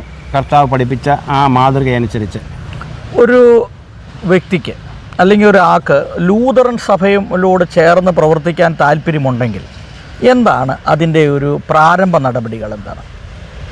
ലൂഥറൻ സഭയെ ചേർന്ന് പ്രവർത്തിക്കുകയാണെങ്കിൽ സ്വാഭാവികമായിട്ടും സഭയുടെ ആചാര അനുഷ്ഠാനങ്ങളും അതിൻ്റെ ബൈലകൾക്കകത്ത് നിന്നുകൊണ്ട് പ്രവർത്തിക്കേണ്ടി വരും. ഞാൻ നേരത്തെ പറഞ്ഞതുപോലെ, അതായത് ഒരാൾ ബൈബിൾ സ്കൂളിൽ പഠിച്ചിട്ട് ആഗ്രഹിക്കുകയാണ്, എനിക്ക് ലൂഥറൻ ചർച്ചുമായി ചേർന്ന് പ്രവർത്തിക്കണം. അപ്പോൾ അതിൻ്റെ ഒരു പ്രാരംഭ സ്റ്റെപ്പ് എന്താണ്? തീർച്ചയായിട്ടും നമ്മുടെ സഭയിലെ ബാപ്റ്റിസം, ഞാൻ നേരത്തെ പറഞ്ഞത് ഹോളി ബാപ്റ്റിസം ഉണ്ട്, പിന്നെ ഹോളി കമ്മ്യൂണിയനുണ്ട്, അതുപോലെ. പക്ഷേ ഇതൊക്കെ പഠിച്ച് ആത്മീയ വിദ്യാഭ്യാസത്തിനോടൊപ്പം ഇതെല്ലാം പഠിച്ച് വന്നാൽ തീർച്ചയായിട്ടും അവർക്ക് അതിനുള്ള അർഹതയുണ്ട്. അപ്പോൾ ഇത് പഠിച്ചു വരണം. ദൈവത്തിൻ്റെ ഈ ആചാരം, ബൈബിളെന്ന് പറയുന്നത് തിയോളജിക്കൽ, മാർട്ടിൻ ലൂഥറുടെ തിയോളജിക്കൽ ഗ്രന്ഥമായ ദ ബുക്ക് ഓഫ് കൺകോർഡ് എന്ന് പറയുന്നതാണ് തിയോളജിക്കൽ ഗ്രന്ഥം എന്ന് പറയുന്നത്, മറ്റ് സഭകളിലെ അനുസരിച്ച് ബന്ധപ്പെട്ട്. അപ്പോൾ ആദ്യമായിട്ടൊരാൾ വരുമ്പോൾ തീർച്ചയായിട്ടും ദൈവത്തെ, യേശുവിനെ എൻ്റെ രക്ഷിതാവായി സ്വീകരിക്കുന്നു. അത് ഹോളി ബാപ്റ്റിസത്തിലൂടെയും ഹോളി കമ്മ്യൂണിലൂടെയും നമ്മൾ എടുക്കുന്നു. അതോടൊപ്പം നമ്മുടെ സഭയുടെ ആചാര അനുഷ്ഠാനങ്ങളും സഭയുടെ ലൂഥറൻ സഭയ്ക്കുള്ള ലൂഥറനിസം എന്നാണ് അത് പറയുന്നത്. തിയോളജി, ലൂഥറൻ തിയോളജി, ലൂഥറനിസം, അത് അംഗീകരിച്ചുകൊണ്ട് പ്രവർത്തിക്കുന്ന ഏതൊരു വ്യക്തിക്കും ഇതിൻ്റെ ഫോളോ ഒരു ബിഷപ്പാകാൻ ഇപ്പോൾ ഈ നോർത്ത് ഇന്ത്യൻ സംസ്ഥാനങ്ങളിലൊക്കെ ബിഷപ്പ്മാരെ നിയമിക്കുന്നുണ്ടല്ലോ. അതിനുള്ള ഒരു ക്രൈറ്റീരിയ എന്താണ് അതിൻ്റെ ഒരു നിയമ നടപടികൾ എന്തൊക്കെയാണ്? അത് ലൂതറൻ സഭയുമായിട്ട് ഒരു അംഗമാകണം, ലൂതറൻ തിയോളജി ഉൾക്കൊള്ളണം. അത് ദൈവത്തോട് പഠിപ്പിച്ച് അവർ ഇത് ക്വാളിഫൈഡ് ആണെന്ന് കണ്ട് ബോധ്യം ആയാൽ. അല്ല, എന്താണ് ഏതൊക്കെ രീതിയിലാണ് ഒരാളെ ക്വാളിഫൈഡ് ആക്കുന്നത്? ഏതൊക്കെ ഘടകങ്ങളാണ്? അതായത് വൈദിക പഠനം നിലവിലുള്ള. അല്ല, എത്ര വർഷം ഒരു ആൾ വൈദിക പഠനം നടത്തി? നമുക്ക് ഞങ്ങളുടെ സെമിനാരിയിൽ തന്നെ കോഴ്സ് BTH 3 വർഷമുണ്ട്, 4 വർഷമുണ്ട്, PhD ഉണ്ട്, MD ഉണ്ട്, ഡോക്ടറേറ്റ് ഉണ്ട്, തിയോളജി ഡോക്ടറേറ്റ്, ഡിവിനിറ്റി ഉണ്ട്. അപ്പോൾ ഇതെല്ലാം കൊടുക്കുന്നത് അത് അർഹതപ്പെട്ടവർക്ക്. ഇപ്പോൾ ഏത് സെമിനാരിയിൽ നിന്ന് പഠിച്ചാലും ഞങ്ങൾ എഴുതും. പക്ഷേ ലൂതറൻ തിയോളജിയിൽ വരുമ്പോൾ ലൂതറൻ ഒരു ചാപ്റ്റർ ഉണ്ടല്ലോ, ലൂതറൻ തിയോളജിയും കൂടെ പഠിപ്പിച്ചിട്ട് അവർ അർഹത ഉണ്ടെങ്കിൽ മാത്രമേ അവർ ഞങ്ങളുടെ വൈദികനും ബിഷപ്പും ആക്കുകയുള്ളൂ. തിരുമേനി ഈ അടുത്തിടെ 30 ബിഷപ്പ്മാരെ വാഴിച്ചു എന്ന് പറഞ്ഞല്ലോ. അതെ. അത് ഒരു ഏത് മാനദണ്ഡത്തിന്റെ അടിസ്ഥാനത്തിലായിരുന്നു? അവർക്ക് വൈദിക വിദ്യാഭ്യാസം കൊടുത്തു. അവിടുത്തെ നമ്മുടെ ആദറൈസ് അവിടുത്തെ ആർച്ച് ബിഷപ്പ്മാർ വാഴിച്ചു. അവരവിടെ ക്ലാസ്സുകൾ കൊടുത്തു. അവർ നമുക്ക് റെക്കമെൻഡ് ശുപാർശ ചെയ്തു. They are eligible for giving ordination and consecration, and so we have ordained them, and then they have been consecrated as the bishops and archbishops in the concerned archdiocese and diocese upon the recommendation of the concerned archbishops. ഞാൻ നേരത്തെ പറഞ്ഞതുപോലെ I have told you that there are 25 archbishops functioning in India. So ഞാൻ straight away അവർക്ക് കൊടുക്കുന്നതല്ല. അതെ. Those archbishops functioning there in India, Hyderabad, Vijayawada, West Bengal, Delhi, Assam, so many places. അവരുടെ ശുപാർശയോടുകൂടി അവർ scrutinise ചെയ്യും. അവർ scrutinise പഠിപ്പിച്ചതിന് ശേഷം അവർ recommend ചെയ്യും. They are eligible for getting ordination and consecration. അങ്ങനെ പറയുന്ന ആളുകൾക്ക് അവരുടെ കഴിവും അവരുടെ മാനദണ്ഡവും അവരിതിനകത്ത് സ്വീകരിക്കുന്നുണ്ടോ ഇതെല്ലാം നമ്മൾ പരീക്ഷിച്ചതിന് ശേഷമാണ് അവർക്ക് കോൺസെക്രേഷൻ കൊടുക്കുന്നത്. കോൺസെക്രേഷൻ വെറുതെ കൊടുക്കുന്നതല്ല. ബിഷപ്പും ആർച്ച് ബിഷപ്പുമായിട്ട് വാഴിക്കുന്നത് അവരെ പഠിപ്പിക്കുകയും അവരത് തയ്യാറാകുകയും ചെയ്താൽ അവർ പാപങ്ങൾ ഏറ്റു പറഞ്ഞുകൊണ്ട്. മാർട്ടിൻ ലൂതർ പറയുന്നതാണ്, ഞങ്ങൾക്ക് പ്രത്യേകിച്ചില്ല. മാർട്ടിൻ ലൂതർ പറയുന്നത് ബിഷപ്പുമാരാകേണ്ടത്. കത്തോലിക്ക സഭയിൽ നിന്നും ഞാൻ നേരത്തെ സൂചിപ്പിച്ചതുപോലെ പുരോഹിതന്മാരുടെ വന്നപ്പോൾ കത്തോലിക്ക സഭയിൽ പുരോഹിതന്മാരെ പള്ളികളിൽ ആരാധന നടത്തുവാൻ വാഴിച്ചില്ല. മാർട്ടിൻ ലൂതർ പറഞ്ഞ ഒരു വാചകം ഞാൻ ഓർമ്മപ്പെടുത്താൻ ആഗ്രഹിക്കുകയാണ്. അവർ പള്ളികളിൽ വിദേശ മിഷണറിമാരെ വാഴിക്കുകയുമില്ല, നിയമിക്കുകയുമില്ല. നമ്മൾ വാഴിക്കുകയും നിയമിക്കുകയും ചെയ്യുമ്പോൾ അവർ വിമർശിക്കുകയും ചെയ്യുന്നു. അതായത് കത്തോലിക്ക സഭ അന്നത്തെ കാലഘട്ടത്തിൽ ഉദ്ദേശിച്ചാണ് പറഞ്ഞത്. സോ ഞങ്ങൾക്ക് വിദേശ മിഷണറിമാർ ഞങ്ങളുടെ അച്ഛന്മാരെ വാഴിച്ചപ്പോൾ, ബിഷപ്പ്മാരെ വാഴിച്ചപ്പോൾ, ആർച്ച് ബിഷപ്പ്മാരെ വാഴിച്ചപ്പോൾ ഞങ്ങളുടെ അപ്പോണൻസ് എന്ന് പറയുന്നവർ ധാരാളം വിമർശനങ്ങൾ ഞങ്ങൾക്കെതിരെ സാരമുണ്ട്. ഏത് സെമിനാരിയിൽ പഠിച്ചു, എങ്ങനെ പഠിച്ചു, ഏത് ക്വാളിഫിക്കേഷനാണ് എന്നൊക്കെ പറഞ്ഞ്. പക്ഷേ doctor Martin Luther has A clearly replied ഇവിടെ ഈ സംശയങ്ങൾ പറഞ്ഞിട്ടുണ്ട്. അദ്ദേഹത്തിൻ്റെ ബുക്ക് വളരെ വ്യക്തമായിട്ടുണ്ട്. They are not giving ordination. They are not appointing priests. At the same time, we are giving ordination. We are giving consecration, and they have been the bishops and archbishops are appointed within the church. Though, അപ്പോൾ അത് വിമർശിക്കുന്നവർക്ക് ഇത് ചെയ്യുന്നതിന് യാതൊരു വിധമായ അർഹതയുമില്ല. We ourselves will give ordination. We ourselves, that we means our Lutheran Church of India will give the consecration ceremony to the priests, missionaries who are eligible and recommended by the concerned archbishops. That is the criteria. തിരുമേനി ഈ ഹൈക്കോടതി വക്കീലാണല്ലോ. അതെ. നിയമം പഠിച്ച വ്യക്തിയാണ്. Indian ഭരണഘടന അനുസരിച്ച് ഇവിടെ ചർച്ചുകൾക്കുള്ള നിയമ സാധ്യതകൾ എന്താണ്? ഒരു ചർച്ച് എന്തായിരിക്കണം, എങ്ങനെയായിരിക്കണം, അതിൻ്റെ നിയമം എങ്ങനെയായിരിക്കണം എന്നാണ് ഇന്ത്യൻ ഭരണഘടനയിൽ ചർച്ച് ബില്ലുമായി ബന്ധപ്പെട്ട് എഴുതി ചേർത്തിരിക്കുന്നത്. എങ്ങനെയാണ് ചർച്ച് ബില്ലുമായിട്ട് എഴുതി വയ്ക്കുന്നത് തന്നെ? ഇപ്പോൾ ഭരണഘടനയിൽ, ഇന്ത്യൻ ഭരണഘടനയിൽ ഒരു പൗരന് ഏത് മതവും സ്വീകരിക്കുവാനുള്ള അർഹതയും ഉണ്ട്, പ്രൊപ്പഗേറ്റ് ചെയ്യാൻ ഉണ്ട്. ഇന്ന് ധാരാളം സംസ്ഥാനങ്ങളിൽ ഈ ക്രൈസ്തവ മിഷണർമാർക്കെതിരെ, സഭയ്ക്കെതിരെ ബില്ലുകൾ പാസ്സാക്കിയിട്ടുള്ളത് നമുക്കറിയാം. മതപരിവർത്തനം. പക്ഷേ എൻ്റെ അഭിപ്രായത്തിൽ ഞാനൊരു അഭിഭാഷകൻ എന്ന നിലയ്ക്ക്, കേരള ഹൈക്കോടതിയിലെ അഭിഭാഷകൻ എന്ന നിലയ്ക്ക്, those bills enacted by the concerned state governments are null and void. യാതൊരു വിലയുമില്ല. എന്തുകൊണ്ട്? ആ പാസാക്കിയ ബില്ലുകൾ മതപരിവർത്തനം എന്ന് പറഞ്ഞുകൊണ്ട് അനേകം മിഷണറിമാരെ കള്ളക്കേസിൽ കുടുക്കി പീഡിപ്പിച്ചുകൊണ്ടിരിക്കുന്ന കാലഘട്ടമാണ്. അത് ഇന്ത്യൻ ഭരണഘടന എന്ന് പറയുന്ന ഫണ്ടമെൻ്റൽ റൈറ്റിന് വിരുദ്ധമാണ്. ഒരു പൗരന് ഏത് മതവും സ്വീകരിക്കാം, അദ്ദേഹത്തിന് പ്രൊപ്പഗേറ്റ് ചെയ്യാം, റിലിജിയൻ പ്രചരിപ്പിക്കാം ഈ പറയുന്നത്. പക്ഷേ ഇവിടെ നിയമങ്ങൾ വ്യാഖ്യാനിക്കുന്നത് ആരാണ്? കോടതികളാണ്. ഇപ്പോൾ സുപ്രീം കോടതിയിൽ ഏബിളായിട്ടുള്ള ആളുകൾ ചിലർ ദുർവ്യാഖ്യാനം ചെയ്യുന്നത് കാണാം. എനിവേ ഈ പാസ്സാക്കിയ ബില്ലുകൾ നിലനിൽക്കുന്നില്ല എന്നുള്ളതാണ് ഈ ഒരു ഹൈക്കോടതി അഭിഭാഷണം നിലയ്ക്കും ഭരണഘടന പഠിച്ചിട്ടുള്ള ഒരു അഭിഭാഷണം നിലയ്ക്ക് എനിക്ക് പറയാനുള്ളത്. ഓക്കെ, ഞാൻ ചോദിച്ചത് ഒരു സഭയ്ക്ക് വേണ്ട നിയമങ്ങൾ എന്തൊക്കെയാണ്, അതാണ് പ്രധാനമായും ചോദിച്ചത്. ഇപ്പോൾ ഇതിൻ്റെ അകത്ത് പ്രധാനമായിട്ട് ഈ പെന്തക്കോസ്റ്റൽ സഭകൾക്കൊന്നും ബിഷപ്പോ വൈദികരോ അങ്ങനെയൊന്നും ഇല്ല. പ്രത്യേകിച്ച് ചർച്ചുകൾക്ക് പിന്നെ കുരിശ് കാര്യങ്ങളൊന്നുമില്ല. അവർ ട്രസ്റ്റിൻ്റെയോ അല്ലെങ്കിൽ സൊസൈറ്റിയുടെ ഒക്കെ കീഴിൽ പ്രവർത്തിക്കുന്നവർ. അവർക്ക് എന്തെങ്കിലും ചർച്ചിൻ്റെ സാധ്യതകളുണ്ടോ? ഇപ്പോൾ മുഖ്യമന്ത്രിയുടെ ഒരു പുതിയ സ്റ്റേറ്റ്മെൻറ്റ് വന്നത് പെന്തക്കോസ്റ്റൽ സഭകളെ അല്ല പെന്തക്കോസ്റ്റൽ വിഭാഗത്തെ ക്രൈസ്തവ സഭയായി അംഗീകരിക്കുമെന്നുള്ളതാണ്. അപ്പോൾ നിലവിൽ ഇതുവരെ അത് ക്രൈസ്തവ സഭയായില്ല എന്നാണ് അതിൻ്റെ അർത്ഥം. അങ്ങനെയെന്ന് വരികിൽ ഒരു സഭ എന്ന് പറഞ്ഞാൽ എന്തായിരിക്കണം ഇന്ത്യൻ ഭരണഘടന അനുസരിച്ചെന്നുള്ളതാണ് ഞാൻ ചോദിച്ചത്. ഇന്ത്യൻ ഭരണഘടന എന്ന് പറയുന്നത് ഒരു സഭ നമുക്ക് സ്ഥാപിക്കുന്നത് തന്നെ സഭയ്ക്കൊരു ഭരണഘടന ഉണ്ടാവുമല്ലോ. ഈ ഭരണഘടന എന്ന് പറയുന്നത് ഇന്ത്യൻ ഭരണഘടനയിൽ വളരെ വ്യക്തമായിട്ടുണ്ട് പറഞ്ഞിട്ടുണ്ട്. സർക്കാർ അംഗീകരിക്കുന്ന ബൈല പ്രകാരം രജിസ്റ്റർ ചെയ്ത സഭകളാണ്. ഇപ്പം പെന്തക്കോസ്ത് സഭയും അങ്ങനെ രജിസ്റ്റർ ചെയ്തിട്ടുള്ള സഭകളാണെന്ന് ഞാൻ മനസ്സിലാക്കുന്നു. പെന്തക്കോസ്ത് സഭയിൽ ധാരാളം 10-50-ലധികം പള്ളികളുടെ കേസുകൾ ഞാൻ കൈകാര്യം ചെയ്തിട്ടുള്ള വ്യക്തിയാണ്. ഇവിടെയെല്ലാം പെന്തക്കോസ്ത് നമ്മുടെ അച്ഛന്മാർ പാസ്റ്റർമാരുണ്ടോ, അവരുടെ പീഡനങ്ങൾ ഒരുപാട് ഇന്നും ഞാൻ കൈകാര്യം ചെയ്തുകൊണ്ടിരിക്കുകയാണ്. കാരണം എല്ലാവരും പെന്തക്കോസ്ത് സഭക്കാരെ മാറ്റി നിർത്തുന്നു. നെയ്യാറ്റിൻകര ഒരു ഭാഗത്ത് ഒരു പെന്തക്കോസ്ത് പുരോഹിതൻ പ്രാർത്ഥിച്ചു വന്നപ്പോൾ ഒരു പൈശാചിക പോരാട്ടം നടത്തിയ ഒരു ആള് കിണറ്റിൽ തിരിച്ചു വന്ന് വീണു. അവിടെ RSSകാർ നമ്മുടെ സഹോദരങ്ങളൊക്കെ പ്രശ്നം ഉണ്ടാക്കി, പോലീസും ഒക്കെ പറഞ്ഞു നിങ്ങളെ വീട്ടിൽ പ്രാർത്ഥിക്കാൻ പാടില്ല. അവസാനം എൻ്റെ അടുത്ത് എന്നോട് വന്നു ഈ പുരോഹിതൻ വന്നു. എനിക്ക് അന്ന് ഞാൻ സ്റ്റേഷനിൽ കയറി, ഞാൻ ആർച്ച് ബിഷപ്പ് ആയതിന് മുമ്പാണ്. ഞാൻ അവിടെ കയറി ഞാൻ ഒരു സാഹചര്യം പോലീസ് ഇൻസ്പെക്ടറോട് ചോദിച്ചു, സാറേ നിങ്ങൾ ഈ ഭവന പ്രാർത്ഥന നടത്തുന്ന കത്തോലിക്ക സഭയിൽ ചെന്ന് പറയാൻ നിങ്ങൾക്ക് ഉള്ള ആംബിയർ തൻ്റെ ഇടം ഉണ്ടോ? CSI സഭയിൽ ചെന്ന് പറയുമോ? ലൂതറൻ സഭയിൽ പറയുമോ? എൻ്റെ സഭയിൽ ചെന്ന് പറയുമോ? മാർത്തോമാ സഭയിൽ ചെന്ന് പറയൂ? ഇല്ല. പെന്തക്കോസ്തുകാർ എന്താ നിങ്ങൾ എല്ലാവരും കൂടെ ആക്ഷേപിക്കുന്നത്? അവർക്ക് അതിനുള്ള ഫ്രീഡമുണ്ട്. ഇന്ത്യൻ ഭരണഘടന സ്വാതന്ത്ര്യം നൽകിയിട്ടുണ്ട്. അതെന്തുകൊണ്ട്? അത് പാടില്ല. അങ്ങനെ ഞാൻ അവർ ഒരുപാട് രക്ഷപ്പെടുത്തിയിട്ടുണ്ട്. പെന്തക്കോസ്തുകാർ എന്ന് പറയുന്നത് അവരും നമ്മുടെ ഒരു സഭയാണ്. ഇപ്പോൾ മുഖ്യമന്ത്രി പറഞ്ഞ ബില്ല് ഞാൻ പഠിച്ചു വരികയാണ്.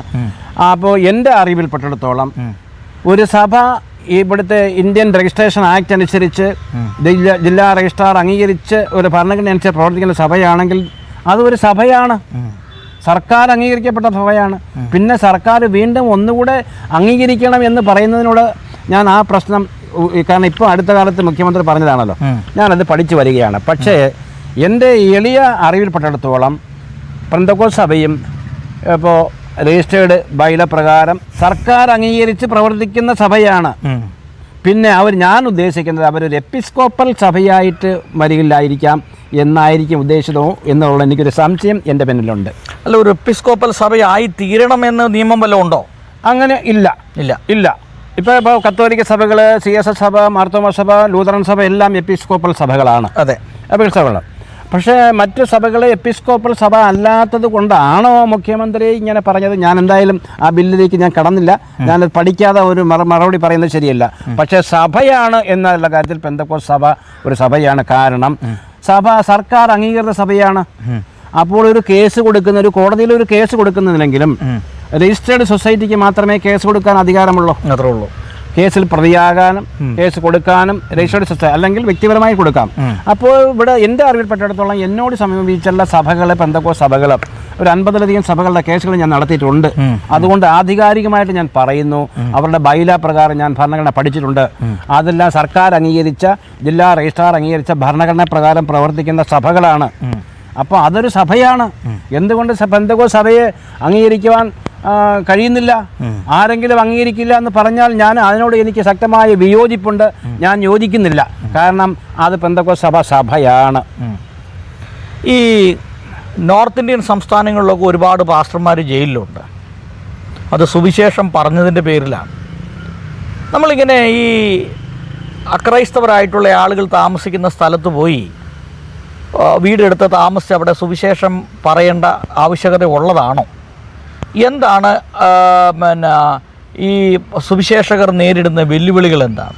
ഇപ്പോൾ ഇങ്ങനെ ഓരോ സ്ഥലങ്ങളിൽ പോയി നമ്മളിങ്ങനെ സുവിശേഷ പ്രവർത്തനം നടത്തുമ്പോൾ അത് മറ്റു മതങ്ങൾക്ക് വലിയ ബുദ്ധിമുട്ടുണ്ടാക്കുന്നു, അങ്ങനെ പല പ്രശ്നങ്ങളുണ്ടാകുന്നു.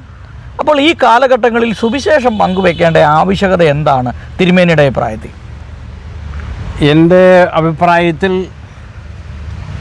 സുവിശേഷം പ്രചരിപ്പിക്കുവാൻ ഇന്ത്യൻ ഭരണഘടന പൂർണ്ണമായിട്ടും നമുക്ക് സ്വാതന്ത്ര്യം തരുന്നുണ്ട്. അതെ, നമുക്കറിയാം, സ്വാതന്ത്ര്യം ഡെഫിനിഷനുണ്ട്. നമുക്ക് എല്ലാ കാര്യത്തിനും സ്വാതന്ത്ര്യമുണ്ട്. പക്ഷെ മറ്റൊരാളുടെ സ്വാതന്ത്ര്യത്തിൽ നമ്മൾ കൈകടത്തുമ്പോഴാണ് അവിടെ സർക്കാരും ബന്ധപ്പെട്ട കോടതികളും അധികാരികളും അതിനെ റെസ്ട്രിക്റ്റ് ചെയ്യുന്നത്. അതെ. ഇപ്പോൾ reasonable restrictions can be made by the government or the judiciary. ഇവിടെ മഠത്തിൻ്റെ പേരിൽ ധാരാളം കള്ളക്കേസുകൾ എടുത്ത ചരിത്രം ഉണ്ട്. അത് പാടില്ല. അതൊരു പൗരന് ലഭിക്കുന്ന അവൻ്റെ ആ ഫണ്ടമെൻ്റലായ മൗലിക അവകാശത്തിൻ്റെ കടക്കൽ കത്തിവെക്കുന്നതാണ്. എന്നാൽ ചില നമ്മുടെ പുരോഹിതന്മാർ, പെന്തക്കോസ്ത് പുരോഹിതന്മാരായിക്കോട്ടെ, ആരായിക്കോട്ടെ, ഞാൻ വ്യക്തിപരമായിട്ട് പറയുന്നതല്ല, ചിലരുടെ ഭാഗത്ത് നിന്ന് ചില പോരായ്മകൾ ഉണ്ട്. അപ്പോൾ നമ്മുടെ മതപ്രചരണം മറ്റുള്ളവർക്ക് ഹാനികരമാകാൻ പാടില്ല. അവരുടെ അവകാശത്തിന്മേൽ, അവരുടെ സ്വാതന്ത്ര്യത്തിൽ ഹനിക്കപ്പെടാൻ പാടില്ല. അതുകൊണ്ട് ആ സമയത്ത് ചെയ്യാം. പക്ഷേ ഇന്ന് ഭൂരിപക്ഷം പെന്തക്കോസ്ത് പുരോഹിതന്മാർക്കെതിരെയും മറ്റ് കത്തോലിക്ക ഉൾപ്പെടെയുള്ള മറ്റ് പുരോഹിതന്മാർക്കെതിരെ എടുത്ത കേസുകൾ നിയമപരമായിട്ട് നിലനിൽക്കില്ല എന്നുള്ള പക്ഷക്കാരനാണ് ഞാൻ. കാരണം അവർക്ക് ആരാധനാ സ്വാതന്ത്ര്യമുണ്ട്. ഈ ആരാധനാ സ്വാതന്ത്ര്യം ഹനിക്കപ്പെട്ടുകൊണ്ടിരിക്കുകയാണ്. അതായത് ഇന്ത്യൻ ഭരണഘടന ഹനിക്കപ്പെട്ടുകൊണ്ടിരിക്കുകയാണ്. ഞാൻ പറഞ്ഞത്, അങ്ങനെ ഏതെങ്കിലും സംസ്ഥാന സർക്കാരുകൾ ഈ മതസ്വാതന്ത്ര്യം അല്ല പ്രാർത്ഥനാ സ്വാതന്ത്ര്യം, ആരാധനാ സ്വാതന്ത്ര്യം ഹനിക്കപ്പെട്ടുകൊണ്ട് ഏതെങ്കിലും ബില്ലുകൾ പാസ്സാക്കിയിട്ടുണ്ടെങ്കിൽ, ഏത് ബില്ലും പാസ്സാക്കുന്നത് ഇന്ത്യൻ ഭരണഘടനയുടെ മൗലിക അവകാശത്തിന്മേൽ 4 അതിരുകൾക്കുള്ളിൽ നിന്നാണോ ഇന്ത്യൻ പാർലമെൻറ്റും നിയമസഭകളും പാസ്സാക്കുന്നത്, അങ്ങനെ അല്ല എങ്കിൽ അതിന് യാതൊരു വിലയുമില്ല എന്ന് ഡിക്ലെയർ ചെയ്യേണ്ട അധികാരി കോടതികൾക്കാണ്. നമുക്കറിയാം, അനേകം സുപ്രീം കോടതിയും ഹൈക്കോടതികളും ധാരാളം ബില്ലുകൾ അത് നൾ ആൻഡ് വോയിഡായിട്ട് പ്രഖ്യാപിച്ചിട്ടുണ്ട്. കാരണം എന്താണ്? ഇന്ത്യൻ ഭരണഘടന ഉറപ്പ് നൽകുന്ന ആ അതിരുകൾക്കുള്ളിൽ നിന്ന് അല്ല. പക്ഷെ ഇവിടെ ക്രൈസ്തവ പുരോഹിതർക്കെതിരെ വ്യാപകമായിട്ട് പീഡനവും കള്ളക്കേസുകളും എടുത്തുകൊണ്ടിരിക്കുകയാണ്. അതൊരു ഏകപക്ഷീയമാണ്. അതിന് ശക്തമായിട്ട് അപലപിക്കേണ്ടത് തന്നെയാണെന്നുള്ളതാണ് എൻ്റെ പക്ഷം. ഇനി എന്തെങ്കിലും പൊതുവായി തിരുമേനിയുടെ ജീവിതവുമായി ബന്ധപ്പെട്ട് പൊതുജനം അറിയണം എന്ന് ആഗ്രഹിക്കുന്ന കാര്യങ്ങളുണ്ടോ? ഇവിടെ പൊതുജനം അറിയുമെന്ന് വെച്ചാൽ, എൻ്റെ അഭിപ്രായത്തിൽ ഇന്ന് നിലനിൽക്കുന്ന സാഹോദര്യം, ഞാൻ നേരത്തെ സൂചിപ്പിച്ചതുപോലെ സ്വാതന്ത്ര്യം, സമത്വം, സാഹോദര്യമാണ് ഭരണഘടന ചെയ്യുന്നത്, ഭരണഘടന അന്തസത്ത. അപ്പോൾ ആ സാഹോദര്യം നിലനിൽക്കുവാൻ വേണ്ടി നമ്മുടെ ക്രൈസ്തവ സഭകൾ എല്ലാവരും ഒന്നിച്ച്, ഡിനോമിനേഷൻ നോക്കാതെ, ഇതിനകം തന്നെ പല കത്തോലിക്ക ഉൾപ്പെടെയുള്ള പുരോഹിതന്മാർ, ഞാനിപ്പോൾ ആസാമിൽ പോയപ്പോൾ അവിടുത്തെ കത്തോലിക്ക പുരോഹിതന്മാരുൾപ്പെടെയുള്ള ഒരു ഇൻ്ററാക്ഷൻ ഉണ്ടായിരുന്നു. അവരും പറഞ്ഞത് ഇതാണ്, ഇന്ത്യ ഒട്ടാകെ നമ്മൾ മാറി മാറി നിൽക്കുവാൻ പാടില്ല, എല്ലാവരും ഒത്തൊരുമയോടുകൂടി നിൽക്കണം. അപ്പോൾ അവിടെ നിൽക്കുമ്പോൾ ക്രൈസ്തവർ മാത്രമല്ല, എല്ലാ വിഭാഗം ജനങ്ങളെയും, എല്ലാ മതക്കാരെയും കൂട്ടിയിണക്കി നമ്മുടെ ഒരു ഐക്യം, സാഹോദര്യം, മതസാഹോദര്യം ഉണ്ടാക്കണം എന്നുള്ളതാണ് എൻ്റെ പക്ഷം. അതോടൊപ്പം ക്രൈസ്തവ സഭയ്ക്കകത്ത് ഡിനോമിനേഷൻ നോക്കാതെ, പെന്തക്കോസ്റ്റെന്നോ അസംബ്ലീസ് ഓഫ് ഗോഡെന്നോ കത്തോലിക്കെന്നോ CSI എന്നോ ലൂതറനോ മാർത്തോമയോ ഒന്നും നോക്കാതെ എല്ലാവരും ഒരു മേശയ്ക്ക് ചുറ്റും ഒരു യഥാർത്ഥ എക്യുമിനിസം ഉണ്ടാകണം. ഒപ്പം രണ്ടാമത് എല്ലാവരുമായിട്ട് നമ്മൾ ഐക്യതപ്പെട്ടു പോകണം, എല്ലാ മതസ്ഥരുമായിട്ട്. അങ്ങനെ നോക്കുമ്പോൾ ജീസസ് ക്രൈസ്റ്റ് പഠിപ്പിച്ച ആ സ്നേഹം നിലനിൽക്കും. ഇന്ത്യൻ ഭരണഘടന ഉറപ്പ് നൽകുന്ന സാഹോദര്യവും സ്വാതന്ത്ര്യവും സമത്വവും നിലനിൽക്കും. ഓക്കെ, തിരുമേനി ഇത്രയും സമയം തിരുമേനിയോട് സംസാരിക്കാൻ കഴിഞ്ഞ വലിയൊരു ഭാഗ്യമായി കണക്കാക്കുന്നു. ദൈവം ധാരാളമായിട്ട് സഹായിക്കട്ടെ.